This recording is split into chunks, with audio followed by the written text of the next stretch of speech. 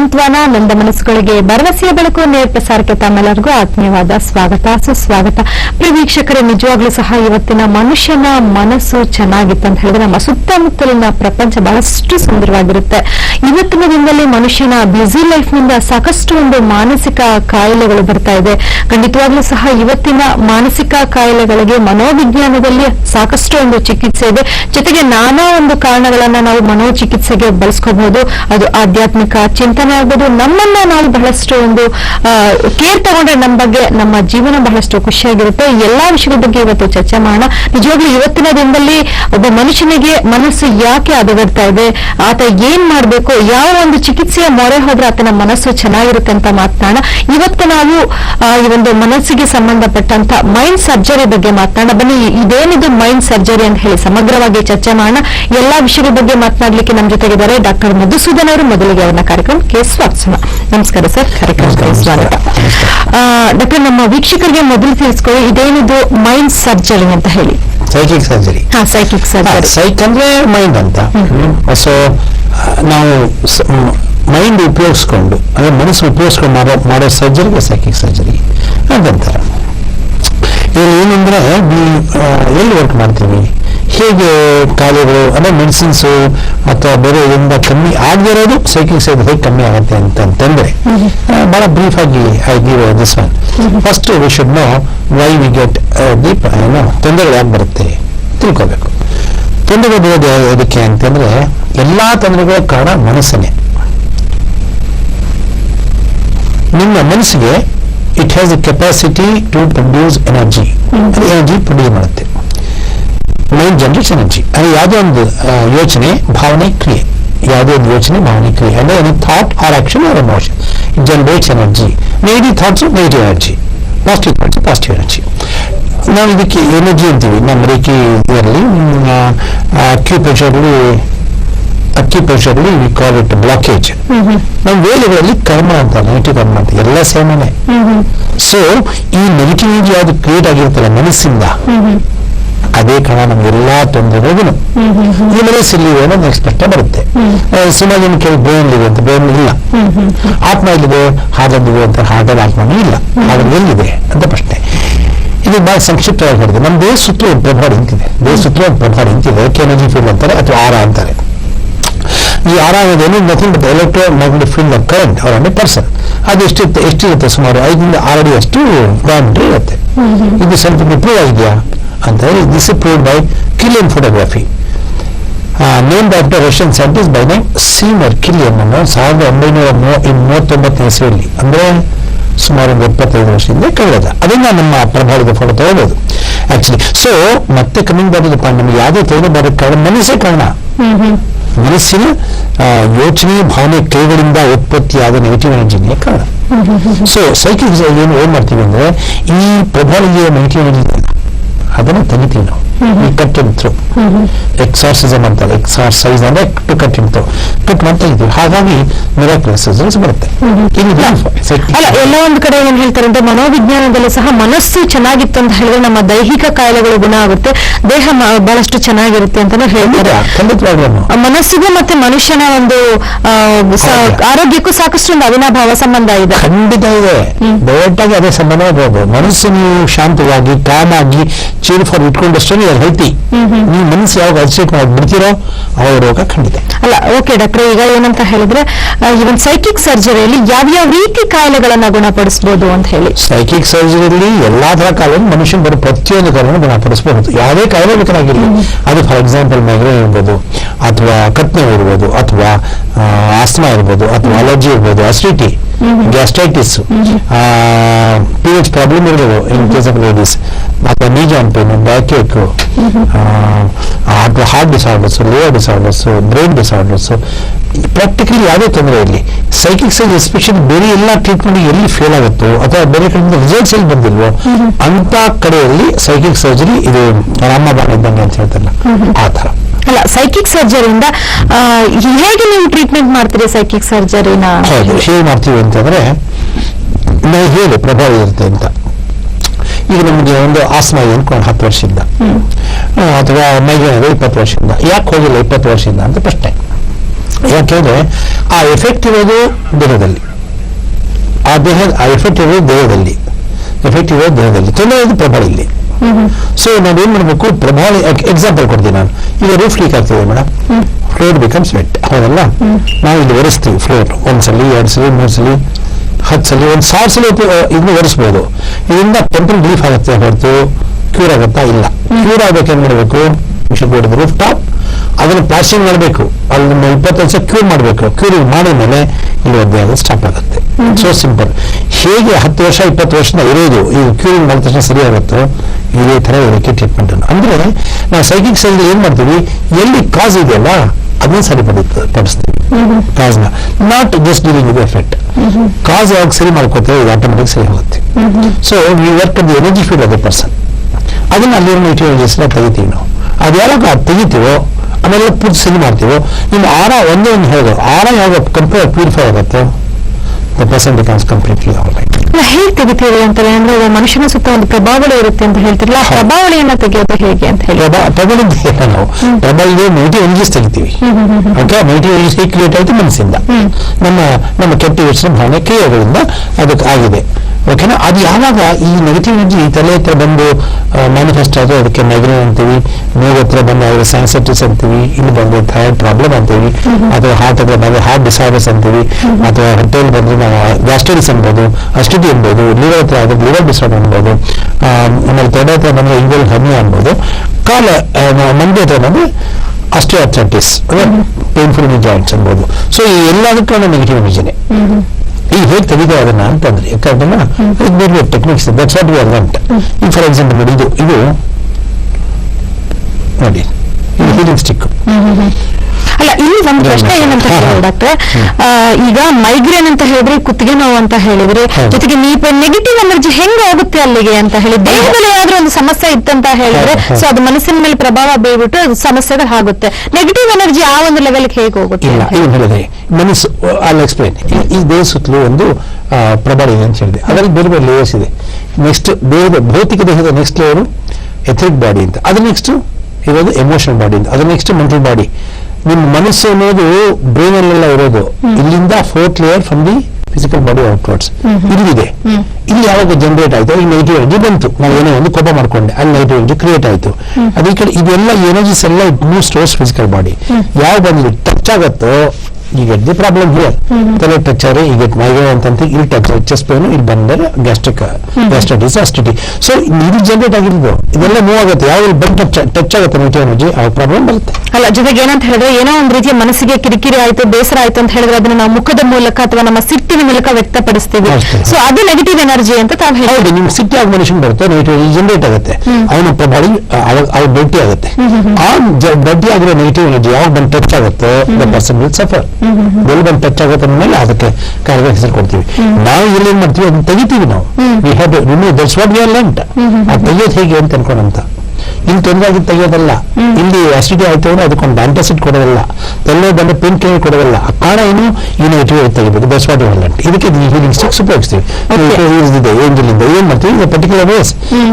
ಇದಕ್ಕೆ ಮೆಲಶೇಟ್ ಅಂತಾರೆ. ಏನ್ ಮಾಡ್ತಿದ್ದು, ನೆಗೆಟಿವ್ ಎಲ್ಲ ಅಬ್ಸರ್ವ್ ಮಾಡುತ್ತೆ. ಇದು ಏನ್ ಮಾಡ್ತಿದ್ದು, ಇದಕ್ಕೆ ಮೂನ್ ಸ್ಟೋನ್ ಅಂತಾರೆ. ಮೂನ್ ಸ್ಟೋನ್, ಮೂನ್ ಮನೋಕಾರಕ ಅಂತ ಎಲ್ಲ ಹೇಳ್ತಾರೆ, ಎಲ್ಲ ಗೊತ್ತು. ಇದನ್ನು ಮನಸ್ಸನ್ನ ಪ್ಯೂರಿಫೈ ಮಾಡಕ್ಕೆ ತುಂಬಾ ಹೆಲ್ಪ್ ಆಗುತ್ತೆ. ನಾವು ಈ ಕಡೆಯಿಂದ ನೆಗೆಟಿವ್ ಎನರ್ಜಿ ತೆಗಿತೀವಿ, ಈ ಕಡೆಯಿಂದ ಪಾಸಿಟಿವ್ ಎನರ್ಜಿ ಕೊಡ್ತೀವಿ ನಾವು. ಓಕೆನಾ? ಇದು ವೈಜ್ಞಾನಿಕವಾಗಿ ಪ್ರೂವ್ ಆಗಿದೆಯಾ? ಖಂಡಿತ. ಈಗ ರೇಖಿ ಆಗ್ಲಿ, ಸುಜೋಕ್ ಆಗ್ಲಿ, it is approved, accepted as a alternate therapy by World Health Organization.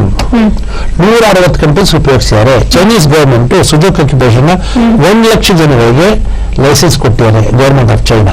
ಅದು ಸೈಂಟಿಫಿಕಲಿ ಕನ್ವಿನ್ಸ್ ಆಗಿಲ್ಲ ಅಂತಾನೆ ಇದು ಕೊಡ್ತಿದ್ದಾರೆ. ಇದು ಬಿಸ್ನೆಸ್ ಟೈಮ್ಸ್ ಅಲ್ಲಿ ಬಂದಿದೆ, ಅದು 2 years back. 1 ಲಕ್ಷ ಜನಕ್ಕೆ ಅಲ್ಲೆಲ್ಲ ಯಾವ ಹಿಂಗೆ ಮಾಡೋದಲ್ಲ, ಅವ್ರಿಗೆ ಲೈಸೆನ್ಸ್ ತಗೋ government of China is given. England ನಲ್ಲಿ acupressure is being used as a standard pain relief therapy. Not only recognise ಮಾಡಿದ್ರಲ್ಲ, ಗವರ್ಮೆಂಟ್ ಹಾಸ್ಪಿಟಲ್ ಉಪಯೋಗಿಸ್ತಾರೆ. ಸೊ ಇದೆಲ್ಲದನ್ನು 160 ಕಂಟ್ರಿ ಉಪಯೋಗಿಸ್ತಾ ಇದೆ. again I want to repeat, World Health Organization ಅವರು it is accepted as alternate therapies ಅಂತ ಅನ್ಕೊಂಡು. In fact ನಮ್ಮ ದೇಶದಲ್ಲಿ ಈಗ ಈ alternate therapies ಒಂದು ಯೂನಿವರ್ಸಿಟಿ ಮಾಡಬೇಕು ಅಂತ ಅನ್ಕೊಂಡು ಒಂದು ಸೆಂಟ್ರಲ್ ಗವರ್ಮೆಂಟ್ ಥಿಂಕಿಂಗ್ ಇತ್ತು. ಮೇ ಬಿ ಇನ್ನು 1 year or 2 years it might come into the existence. Because ಇದೆಲ್ಲ ಸಿಂಪಲ್ ಕಲಿ ಕಷ್ಟ ಏನಿಲ್ಲ. ಈಗ MBBS 5 ವರ್ಷ ನಾವು ಕಲಿಬೇಕು, ಆಮೇಲೆ MD/MS 3 ಇಯರ್ಸ್ ಮಾಡಬೇಕು, ಇದು ಹಾಗಲ್ಲ. ಒಂದು 3 months ಅಲ್ಲಿ 3 months ಒಳಗಡೆ you can get very good training. ಇದರಲ್ಲಿ ಮಾಡೋದು ಕಷ್ಟ ಏನಿಲ್ಲ.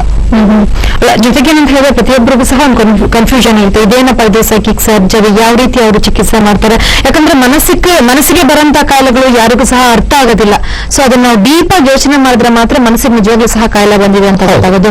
ಜೊತೆಗೆ ಏನಂತ ಹೇಳಿದ್ರೆ ಇವತ್ತಿನಿಂದಲೇ ಮಾನಸಿಕ ಕಾಯಿಲೆಗಳು ಆಗ್ಬೋದು. ಸೊ ಅದನ್ನ ಮತ್ತೆ ಕಂಡುಹಿಡಿಯಲಿಕ್ಕೂ ಬೇಗ ಆಗೋದಿಲ್ಲ. ಒಂದು 5 ವರ್ಷ ಸಫರ್ ಆಗಿರ್ತಾರೆ. ಸೊ ಆಮೇಲೆ ಅವ್ರು ಕಂಡ್ಕೊಳ್ತಾರೆ ಯಾವ ಚಿಕಿತ್ಸೆ ಮರೆ ಹೋಗ್ಬೇಕು ಏನು ಅಂತ ಹೇಳಿ.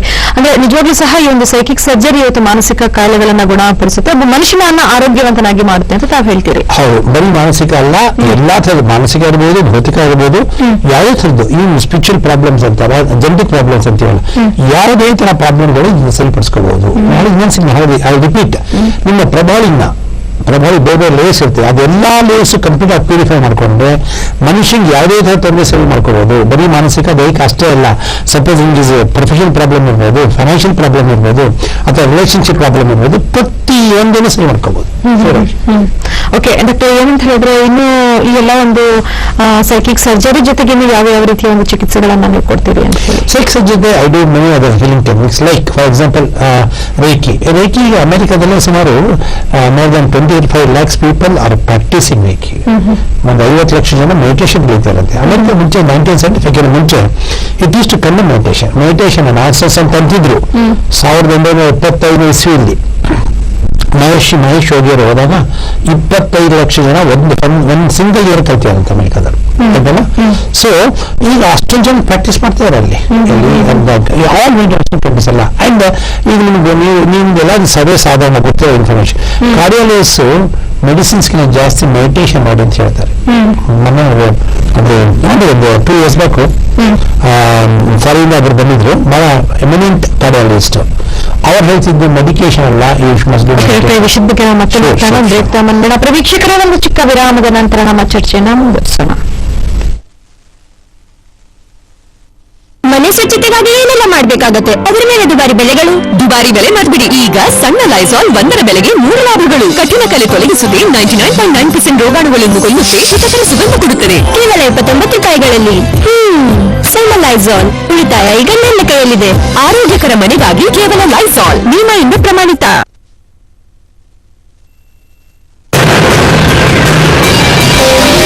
ಈಗ ಫ್ರೆಶ್ ಆಗಿರೋದು ಸುಲಭ.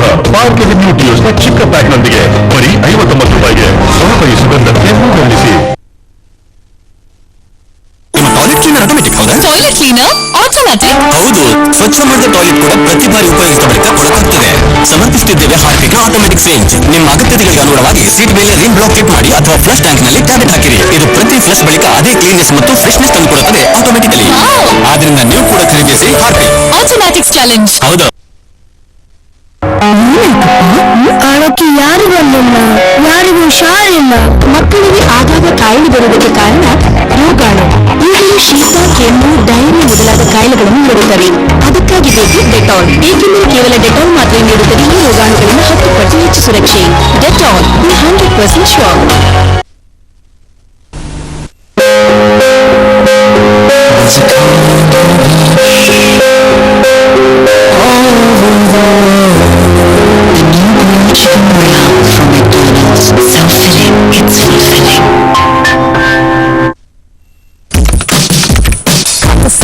ಇನ್ನು ವೈಟ್ಸ್ ಚಾಲೆಂಜೇ ಅಲ್ಲ, 2 ವರ್ಷ ಹಳೆಯ ಶರ್ಟು. ಇದನ್ನು ವ್ಯಾನಿಶ್ ನಲ್ಲಿ ನೆನೆಸಿ ಮತ್ತು ವಾಶ್ ಮಾಡಿ ಹೊಸ ತರಂತೆ ಬಿಳುಪು.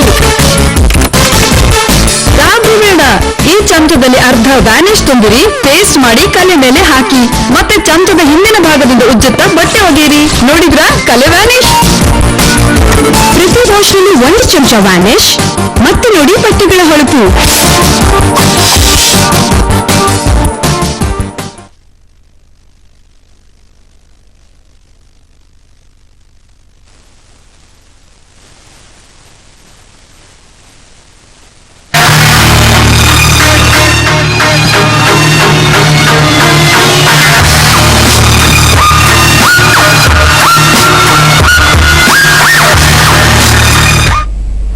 ವೀಕ್ಷಕರ ಮತ್ತೊಮ್ಮೆ ಸಾಂತ್ವನ ನಿಮ್ಮ ಮನಸ್ಸುಗಳಿಗೆ ಭರವಸೆ ಬೆಳಕಿನ ಪ್ರಸಾರಕ್ಕೆ ಆತ್ಮೀಯವಾದ ಸ್ವಾಗತ. ನಾವಿವತ್ತು ಮಾತನಾಡ್ತಾ ಇದ್ವಿ ಸೈಕಿಕ್ ಸರ್ಜರಿ ಬಗ್ಗೆ. ಎಲ್ಲಾ ವಿಷಯದ ಬಗ್ಗೆ ಮಾತನಾಡಲಿಕ್ಕೆ ನಮ್ಮ ಜೊತೆ ಡಾಕ್ಟರ್ ಮಧುಸೂದನ್ ಅವರಿದ್ದಾರೆ. ಬರೀ ಇನ್ನೂ ಯಾವ ರೀತಿಯ ಒಂದು ಚಿಕಿತ್ಸೆ ಇದೆ ಅಂತ ಹೇಳಿ ಸಮಗ್ರವಾಗಿ ಚರ್ಚೆ ಮಾಡೋಣ. ಓಕೆ ಡಾಕ್ಟರ್, ನೀವು ಹೇಳ್ತಿದ್ರಿ ಬಹಳಷ್ಟು ಒಂದು ದೇಶಗಳಲ್ಲಿ ಇದು ಪ್ರಾಮುಖ್ಯತೆಯನ್ನ ಪಡೆದಿದೆ, ಬಹಳಷ್ಟು ಜನ ಕಲಿತು ಇದನ್ನ ಚಿಕಿತ್ಸೆಯನ್ನ ಪಡ್ಕೊಳ್ತಾ ಇದ್ದಾರೆ ಅಂತ ಹೇಳಿ.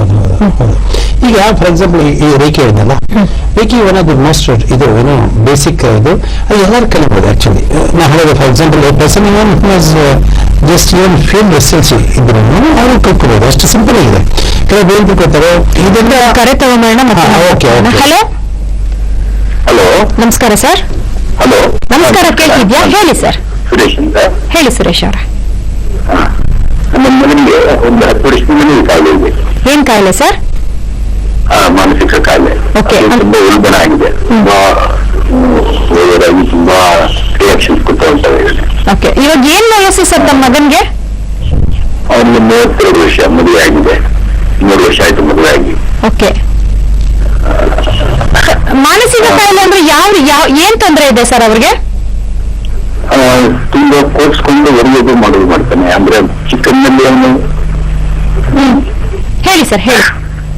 ಚಿಕ್ಕನ್ನಲ್ಲಿ ಅವನು ಸ್ಕೂಲ್ ಸೇರಿಸಿದೆ. ಸಣ್ಣ ವಯಸ್ಸಿನಲ್ಲೇ ಹಾ ಬೇರೆ ಕಡೆ ಸೇರಿಸಿದೆ. ಹಾ ಹಾ 5 ವರ್ಷ ಸುಮಾರಲ್ಲಿ.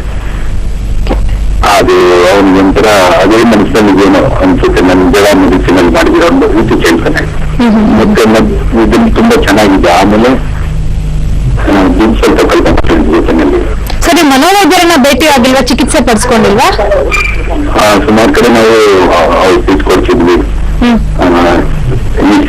ECT ಅಂತ ಮಾಡ್ತಾರಲ್ಲ, ಅದು ಮಾಡಿದೆ, ಎಲ್ಲ ಮಾಡ್ತಿದ್ವಿ.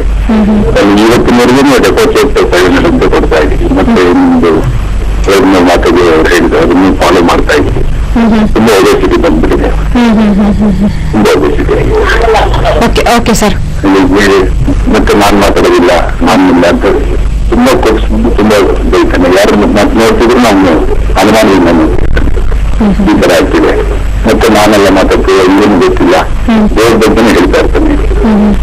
ತುಂಬಾ ದೇವ್ರ ವ್ಯಕ್ತಿ ತುಂಬಾ ಜಾಸ್ತಿ. ಅವ್ರು ವರ್ಕ್ ಮಾಡ್ತಿದಾರಾ ಸರ್? ನಾನು ಬಿಸ್ನೆಸ್ ಮಾಡ್ತಾ ಇದ್ದೇನೆ. ಚೆನ್ನಾಗಿ ಮಾಡ್ತಿರ್ತಾನೆ.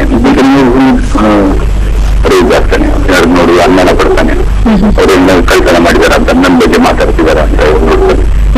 ಈ ತರ ತುಂಬಾ ಅನುಭವಿಸಿದೀವಿ. ಈಗ ಅವ್ರ ತಾಯಿಗೆ ಅಪೋಸ್ ಮಾಡ್ತಾನೆ, ಅವ್ರ ತಂದೆನೂ ಅಪೋಸ್ ಮಾಡ್ತಾನೆ. ಈ ತರ ಇದೆ. ಓಕೆ ಸರ್, ಚಿಂತೆ ನಲ್ಲಿ ಸಿಗುತ್ತಾ? ಖಂಡಿತ ಸರ್, ಚಿಂತೆ ಮಾಡುವಂತ ಅವಶ್ಯಕತೆ ಇಲ್ಲ. ಖಂಡಿತವಾಗಿ ಸಹ ಚಿಕಿತ್ಸೆಯನ್ನ ಹೇಳ್ತೀವಿ, ಖಂಡಿತ ನೋಡ್ತಾ ಇರಿ ಸರ್. ಅಂದ್ರೆ ಅವರು 32 ವರ್ಷ, ಅವ್ರಿಗೆ ಬಹಳಷ್ಟು ಮಾನಸಿಕ ವೈದ್ಯರೆಲ್ಲ ಭೇಟಿಯಾಗಿದ್ದಾರೆ. ಅವರ ಆಧ್ಯಾತ್ಮಿಕ ಚಿಂತನೆ ಬಹಳಷ್ಟು, ದೇವರು ಅಂತ ಹೇಳಿದ್ರೆ ಬಹಳಷ್ಟೊಂದು ಇದು ಮಾಡ್ತಾರಂತೆ. ಈಗ ಅವ್ರಿಗೆ ಯಾವ ರೀತಿ ಅಂದ್ರೆ ಈಗ ನಾನು ಮಾಡ್ತಿರ್ಬೇಕಾದ್ರೆ ನಾನು ಕೇಳ್ತಾ ಇದ್ದೀನಿ ಪೂರ್ತಿ. ಅವ್ರು ಹೇಳಿದ ಪ್ರಾಬ್ಲಮ್ ಏನಂದ್ರೆ ಅವ್ರ ಆರಾದಲ್ಲಿ ನೋಡಿ, ಇಲ್ಲಿ ಸ್ಕ್ಯಾನ್ ಇಟ್ಕೊಂಡು ಯಾರು ಫೋನ್ ಮಾಡ್ತಾರಲ್ಲ ಅವ್ರದ್ದು ಮಗುಂದು ಅಂದ್ರೆ ಆರ ಎಷ್ಟು ಚೆಕ್ ಮಾಡ್ಕೋಬಹುದು ನಾವು. ಅದ್ರ ಪ್ರಕಾರ ಇದೆಲ್ಲ ಏನ್ ಗೊತ್ತಾ, ಇದು ಇಲ್ಲಿ ಕೂತ್ಕೊಂಡು ಹೇಗೆ ಮಾಡ್ಬೋದು ಅಂತ ಯೋಚನೆ ಮಾಡಿದ್ರೆ ಇದೇ ಹೇಳ್ಕೊಡ್ತೀವಿ. ಆಕ್ಚುಲಿ ನಾ ಏನ್ ಪ್ರಾಕ್ಟೀಸ್ ಮಾಡೋದು ಪ್ರತಿಯೊಂದು ಹೇಳ್ಕೊಡ್ತೀನಿ. That's difference. ಈಗ ಬೇರೆ ಬೇರೆ ಅವ್ರು ಮೆಡಿಸಿನ್ಸ್ ಕೊಡ್ಬೋದು, ಹಾಗಲ್ಲ.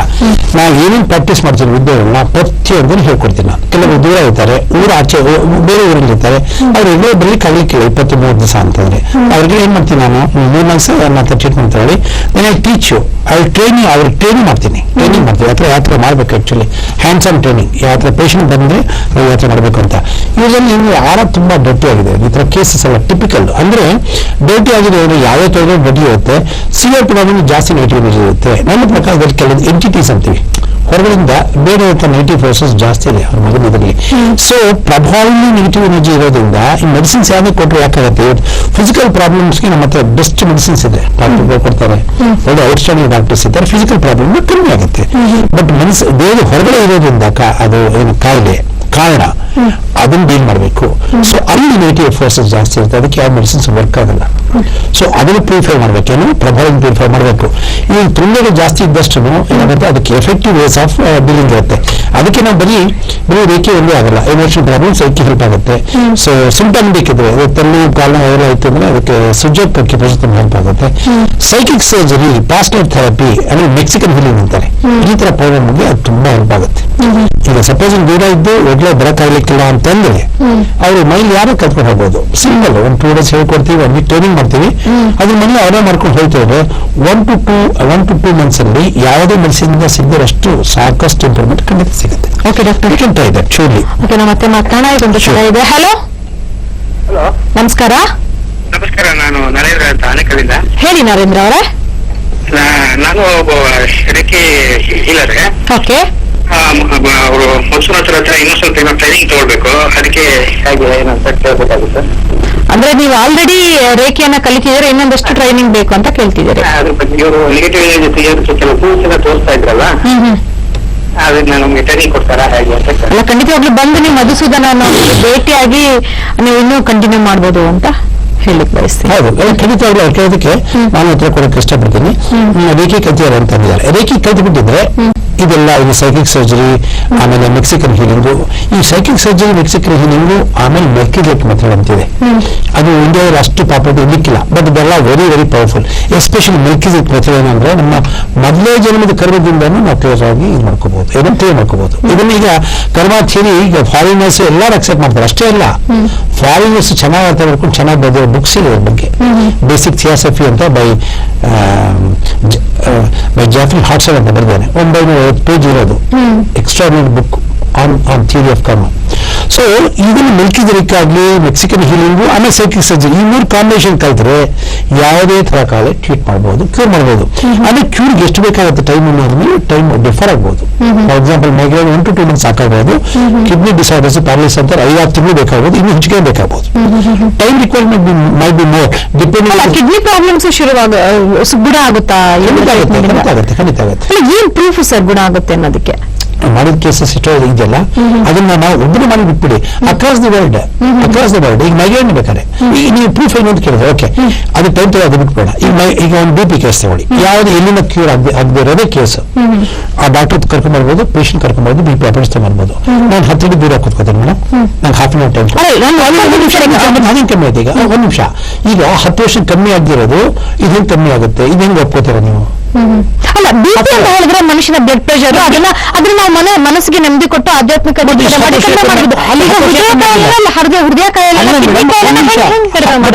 ಕಮ್ಮಿ ಆಗಿಲ್ಲ. ಈಗ ಹೆಂಗ್ ಅರ್ಧ ಗಂಟೆ ಕಮ್ಮಿ ಆಗುತ್ತೆ? ಅದು ಅರ್ಧ ಗಂಟೆ BP ಹೆಂಗ್ ಕಮ್ಮಿ ಆಗುತ್ತೆ? ಮಾಡಿ ತೋರಿಸಿ ನೀನು. ಇದನ್ನ ನಾನು ಹೇಳೋದು ಯಾವ ಮಾತ್ರ ನಂಬೋದು ಬೇಡ. I willing for experiment. ಎಲ್ಲಿ ಬೇಕು ಡಾಕ್ಟರ್ ಅವರೇ ಕೈಲಿ ಗೌರ್ಮೆಂಟ್ ಹಾಸ್ಪಿಟಲ್ ಹೋಗಿ ರೆಡಿ. ನಾನು ಅರ್ಧ ಗಂಟೆ ಮಾಡಿ ತೋರಿಸಿ. ನಾರ್ಮಲ್ ಮೆಡಿಸಿನ್ಸ್ ಕಮ್ಮಿ ಆಗದಿರೋದು, ಅದು 1 or 2 months ಅಲ್ಲ, 5-10 ವರ್ಷ ಕಮ್ಮಿ ಇರೋದಿಲ್ಲ. Let it be demonstrated and proved. ಅಲ್ಲ, ಇದು ಓಕೆ ಸರ್. ಈಗ ಅಂದ್ರೆ ದೇಹಕ್ಕೆ ಬಂದಿರೋ ಆರ್ಗನ್ಸ್ಗೆ ಬಂದಿರೋ ತೊಂದರೆನ ಹೇಗೆ ಕಡಿಮೆ ಮಾಡೋದು ಅಂತ ಹೇಳಿ ಅದಕ್ಕೆ ನಾವು ಇದನ್ನ ಏನ್ ಗೊತ್ತಾ, ಈ ಕಾನ್ಸೆಪ್ಟ್ ನಮ್ಮ ಇದರಲ್ಲಿ ದೇಶದಲ್ಲಿ ಇನ್ನೂ ಕ್ಲಿಯರ್ ಅಂಡರ್ಸ್ಟ್ಯಾಂಡಿಂಗ್ ಇಲ್ಲ. ರೇಖಿನ ಎಷ್ಟು ಜನ ಗೊತ್ತಿಲ್ಲ. ಬೆಂಗಳೂರು ಬಿಟ್ಬಿಟ್ಟು ರೇಖಿ ಬಂದು 125 ವರ್ಷ ಆಯ್ತು ಕರೆಯಲ್ಲ. ಹಾಗಿರ್ಬೇಕು, ಯಾಕೆ ಇದು ಬಂದಿಲ್ಲ ಅಂತ ನಮ್ಮ ಅರ್ಬನ್ ಇದರಲ್ಲಿ ಅಂತಾರೆ. ಪ್ರಾಬ್ಲಿ ಸಚ್ ಶೋಸ್ ಇನ್ನೂ ಜಾಸ್ತಿ ಆಗಬೇಕು. ಅಂಡ್ ಇದ್ರ ಬಗ್ಗೆ ಈಗ ನಿಮ್ಮ ಮಾತು ಪ್ರೂಫ್ ಏನು ನಿಮ್ಮ ಮಾತು ಕೇಳಿ ಕರೆಕ್ಟ್. ಇದ್ರ ಬಗ್ಗೆ ಸೈಂಟಿಸ್ಟ್ ಬರಲಿ ಬುಕ್ಸ್ ಇದೆ. ನಾನು ಮಾತಾಡೋದು ಬೇಡ, ಸೈಂಟಿಸ್ಟ್ ಬುಕ್ಸ್ ಇರುತ್ತೆ ಈಗೇನೆ. ಹ್ಯಾಂಡ್ಸ್ ಆಫ್ ಲೈಟ್ ಅಂತ ಬಾರ್ಬಾರ ಬೆನ್ ಅಂತ ಬರೆದಿದ್ದಾಳೆ ಕರೆಯಲ್ಲ. ಎಷ್ಟು ಜನ ಓದಿ ನಮ್ಮ ಸಬ್ಸ್ಟಾನ್ ಬುಕ್ಸ್ ಅಲ್ಲಿ ಸಿಗುತ್ತೆ, ಅದು ಓದ್ಬೋದು. ಅವರು ಅಮೆರಿಕನ್ ಸೈಂಟಿಸ್ಟ್. ಅಲ್ಲ, ನಮ್ಮ ದೇಶಕ್ಕೆ ನಾವು ಬಂದಾಗ ನಮ್ಮ ದೇಶದಲ್ಲಿ ಮುಗಿಸ್ಬಿಡ್ತೀನಿ ನಾನು. ಅಮೆರಿಕನ್ ಸೈಂಟಿಸ್ಟ್ ಬರ್ದಿರೋದು ನಮ್ಗೆಲ್ಲ ಅಮೆರಿಕನ್ಸ್ ಹೇಳಿ ಜಾಸ್ತಿ ನಾವು ಗೊತ್ತಾನೆ. ನಂಬಲ್ಲ ನಾವು. American scientist working for NASA for more than 40 years. ಅವ್ರು ಬರೆದ ಬುಕ್ ನೀವು ನಂಬ್ತೀರಿ ಇಲ್ವಾ? ಅವ್ರ ಬುಕ್ ಓದ್ಲಿ. ಸಾವಿರಾರು ಬರೀತಾರೆ ಸತ್ಯ ಅಂತಲ್ಲ. ಹಂಗೆ ಬೇರೆ ಯಾವುದಕ್ಕೆ ಪ್ರೂಫ್ ಅಂತ ಹಿಂಗೆ ಹೇಳ್ತಾರೆ. ಈಗ ನಾನು ಹೇಳ್ತಿರೋದು ಈ ಏರಿಯಲ್ಲಿ 25% ನೈಟ್ರೋಜನ್ ಆಕ್ಸಿಜನ್ ಹೇಳ್ತೀವಿ, ನಾವು ನಂಬಲ್ಲ ಅಂತ ನೀವು ಏನ್ ಮಾಡ್ತೀರಾ? ಸೈಂಟಿಸ್ಟ್ ಹೇಳೋದು ನೀವು ನಂಬೇಕಲ್ವಾ? ಅದಕ್ಕೆ ಸೈಂಟಿಸ್ಟ್ ಹೇಳಿರೋ ಬುಕ್ ಓದಿ ಜನ, ಅದು ಕನ್ವಿನ್ಸ್ ಆಗ್ತಾ ಡಿಸೈಡ್ ಮಾಡ್ಲಿ. ಓದೋದಕ್ಕಿಂತ ಸರ್ ಜನಕ್ಕೆ ಪರಿಣಾಮ ಬೀರ್ಬೇಕು. ಈಗ ಒಂದು ಪ್ರಾಬ್ಲಮ್ ನಾನು ಗುಣ ಆಗಿದ್ದೀನಿ ಅಂತ ಹೇಳಿ ಒಪ್ಕೋಬೇಕು. ಕರೆಕ್ಟ್, ಖಂಡಿತ. ಅದಕ್ಕೇನು ಗೊತ್ತಾ, ಈ ಫಾರ್ ಎಕ್ಸಾಂಪಲ್ ಏನೋ ಪೇನ್ ಇರುತ್ತೆ, ಒಂದ್ಸಲಿ 2 ಸಲ ಬಂದು ಟ್ರೀಟ್ಮೆಂಟ್ ತಗೋತಾ ಅಂದ್ಕೊಳ್ಳಿ, ಅವ್ರು ಇಲ್ಲಿ ಬಂತು ನಂಬೇಕಾ ಇಲ್ವಾ? ಅಲ್ಲ, ರಿಲೀಫ್ ಅವ್ರಿಗೆ ಡೆಫಿನೆಟ್ ಹಂಗಾರೆ ಫೈನಲಿ ಏನ್ ಗೊತ್ತಾ, ನೀವು ಯಾರು ಏನ್ ಬೇಕಾದ್ರೆ ಬಂದಿಲ್ಲ ಅಮೆರಿಕನ್ ಸೈಂಟಿಸ್ಟ್ ಅಂತ ಬೇಡ ನಮಗೆ. If you feel relief, would you believe or not? ನನಗೀಗ ಸಮಸ್ಯೆ ಇತ್ತು, ನನಗೆ ಆರೋಗ್ಯದಲ್ಲಿ ತೊಂದರೆ ಇತ್ತು, ನನಗೆ ಗುಣ ಆಯ್ತು ಅಂದ್ರೆ ಡೆಫಿನೆಟ್ ಆಗಿ ನಾನು ಹೌದು. ನಾನು 1 to 2 or 3 days ಅಲ್ಲಿ ಏನು ಪೇನ್ ಇದೆ ತಿನ್ಕೊಳ್ಳೋಣ, ಕಮ್ಮಿ ಆಗುತ್ತೆ. ನಾವು ಕ್ಯೂರ್ ಆಗುತ್ತೆ ಅಂತ ಹೇಳಿದಿಲ್ಲ. ಯಾವ ಮೆಡಿಸಿನ್ ತಗೊಂಡು ಕ್ಯೂರ್ ಆಗಿಲ್ಲ ಎಷ್ಟೋ ಹಾಗೆ ಅನ್ಕೊಂಡು ಮೆಡಿಸಿನ್ ತಗೊಂಡು ಬಿಡೋದು ಜನ. ಹೌದಾ?